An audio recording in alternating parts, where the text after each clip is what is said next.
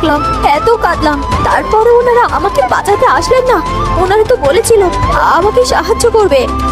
আর এদিকে আকাশ ভারী হয়ে বৃষ্টি নামে। বৃষ্টির পানির সাথে রূপালীর চোখের পানিও নীলের।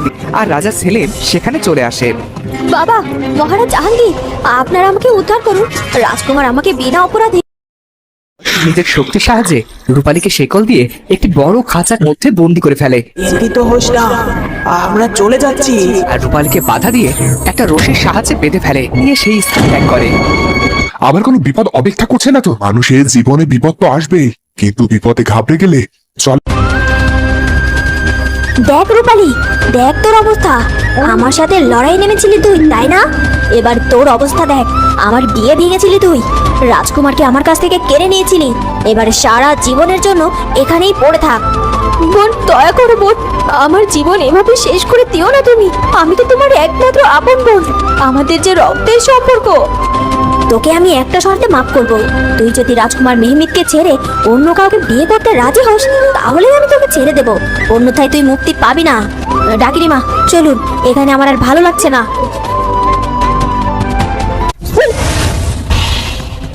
ডাকিমা সোনালীকে নিয়ে আকাশপথে ভেসে প্রাসাদে ফিরে আসে।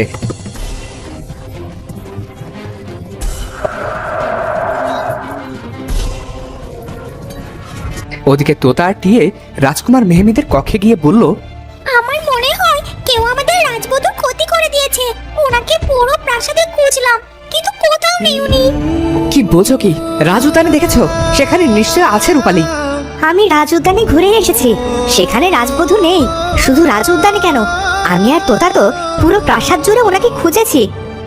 আমার তো এখন খুব চিন্তা হচ্ছে। আমার মনে হয় রাজকন্যা সোনালী তার প্রিয় ডাকিনী মায়ের সাথে করে রাজবধূর বড় কোনো ক্ষতি করে দিয়েছে। আমি সত্যি এত কিছু আর শুনতে চাই না। আমি শুধু চাই দ্রুত রূপালীকে আমার সামনে দেখতে। প্রহরীরা, এই প্রহরীরা, কে কোথায় আছিস? দ্রুত আমার সামনে আয়। জি রাজকুমার, আদেশ করুন, আমাদের কি করতে হবে? এক্ষুনি পুরো প্রাসাদ আর প্রাসাদের বাইরে যা কিছু আছে সর্বত্র রূপালীর খোঁজ করো। ওকে আমার সামনে চাই, আর সেটা যে কোনো মূল্যে। রাজকুমার, রাজকন্যা সোনালীকেও আপনি আপনার সামনে হাজির করতে বলুন, কারণ আমার মনে হয় উনি রাজবধূ রূপালীর উধাও হওয়ার কারণ। ওনাকে প্রশ্ন করলে সব প্রশ্নের উত্তর ঠিকঠাক বেরিয়ে আসবে।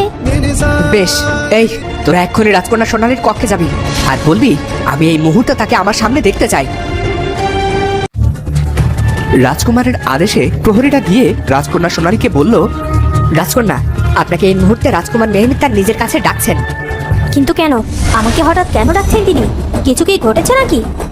আপনি জানেন না যে রাজবধূকে খুঁজে পাওয়া যাচ্ছে না, তাই সকলে মিলে তাকে খুঁজছে, আর সে কারণেই রাজকুমার আপনাকে ডাকছে। সব বিষয়ে আমাকে কেন ডাকবে রাজকুমার?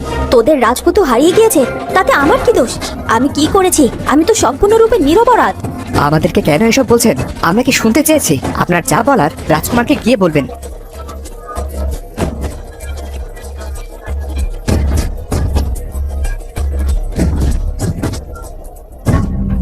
রাজকন্যা সোনালী রাজকুমার মেহমিদের আদেশে তার সামনে গিয়ে হাজির হয়। রাজকুমার কেন ডেকে পাঠিয়েছেন আমাকে? প্রহরী বলল রূপালীকে নাকি খুঁজেই পাওয়া যাচ্ছে না। রূপালীকে যে খুঁজে পাওয়া যাচ্ছে না সে বিষয়ে আপনি বুঝি প্রথম শুনলেন? অবশ্যই, এই প্রথম শুনলাম। রাজকন্যা, আমরা জানি এসবের পেছনে আপনি আর আপনার ওই বদমাশ ডাকিনী মা আছে। রাজকুমার, রাজকন্যা সোনালীকে বন্দি করে রাখুন, তাহলে ওনার মুখ থেকে সব সত্যি কথা বের হবে। এই খবরদার, এই ভুল করবেন না আপনি। কোনো রকম প্রমাণ ছাড়াই শুধুমাত্র এই পাখিদের বলা কথার উপর নির্ভর করে আপনি আমাকে বন্দি করতে পারেন না রাজকুমার। আমি এখনো আপনাকে ভালো করে বলছি। সোনালী, দ্রুত বলুন আমার রূপালী কোথায়? এখনো আপনার কাছে সুযোগ আছে। যদি আপনি সবটা স্বীকার করেন আর আমার রূপালীকে আমার কাছে ফিরিয়ে দেন, তাহলে আমি আপনাকে মাফ করে দেব আর আপনাকে বন্দি করব না। আমাকে আপনি কিছুতেই বন্দি করতে পারেন না, কারণ আমি একজন রাজকন্যা। সোনালী রাজকুমারের কক্ষ থেকে বেরিয়ে যেতে থাকে, আর তখনই রাজকুমার চিৎকার দিয়ে বলে, এই তোরা চেয়ে দেখছিস কি? এক্ষুনি রাজকন্যা সোনালীকে বন্দি করে অন্ধকার কুঠুরিতে নিক্ষেপ কর। সেখানে কিছুক্ষণ থাকার পরে রাজকন্যা নিজের দোষ কবুল করবে। না না, এটা কি বলছেন আপনি? আপনি কি পাগল হয়ে গিয়েছেন? বেশ হয়েছে, বেশ হয়েছে, এবারে থাকো বন্দি হয়ে। আমার রাজবধূর ক্ষতি করতে চাইলে কি হতে পারে দেখে নাও এবারে। তোতা, তোকে আমি কিছুতেই ছাড়বো না, কিছুতেই না।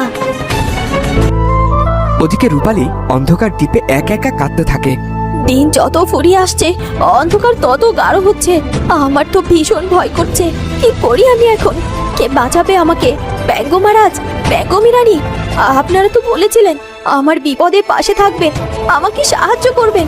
তাহলে কোথায় আপনারা? আমাকে এই অন্ধকার থেকে মুক্ত করুন।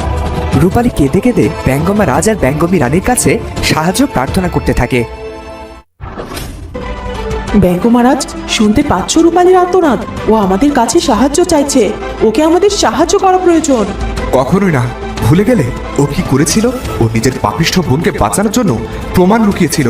ওর বোনকে বারবার বাঁচানোর চেষ্টা করেছে, তাই ওকে এবারে ভুগতেই হবে। ওকে বুঝতে হবে ও ওর বোনের জন্য যতই ভাবুক না কেন, ওর বোনের কাছে ওর কানাকড়ি মূল্য নেই। কিন্তু মেয়েটার জন্য আমার খুব কষ্ট হচ্ছে। মেয়েটা সবাইকে খুব ভালোবাসে, নিজের বোনকেও সে খুব ভালোবাসে, আর তাই বোনকে বাঁচানোর চেষ্টা করেছিল সে। অন্যায় তো অন্যায় হয় রানী। তুমি একজন রানী, ভুলে যেও না।